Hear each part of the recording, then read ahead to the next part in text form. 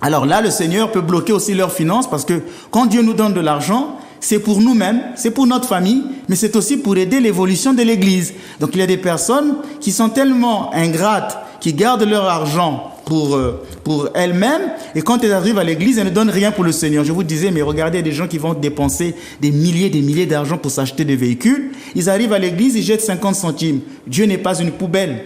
Et cela peut agir. Je vais vous raconter un exemple. Ici en Martinique, il y a une dame qui est venue me voir, qui dit qu'elle vendait une maison. Depuis plus de 20 ans, la maison n'était pas achetée. Parce qu'on avait jeté des maléfices sur la maison. Alors, je lui ai dit, il y a que des prêtres sont passés. Oui, on a fait des exorcismes, des gens ont prié, mais la maison n'est pas vendue. J'ai dit, je vais faire une prière. Mais comme c'est commercial, vous vendez la maison à 300 000 euros. Moi, je ne veux pas faire comme les pentecôtistes qui exigent des dîmes. Si j'exigeais des dîmes, je vous aurais dit, vous allez me donner 30 000 euros. Je ne vous le demanderai pas. Je vais faire une prière, que Dieu bénisse cette vente, mais pensez quand même à l'église, parce que nous louons la salle. La dame me dit, oui, je vais y penser. J'ai fait la prière. 5 jours après, la maison était achetée. Et la dame a fui la prière. Elle ne venait plus, elle ne voulait plus donner son offrande.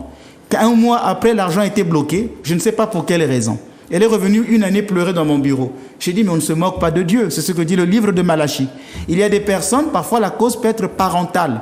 Il y a des parents, il y a des enfants qui ont abandonné leurs parents. Les parents souffrent, l'enfant vit sa grande vie,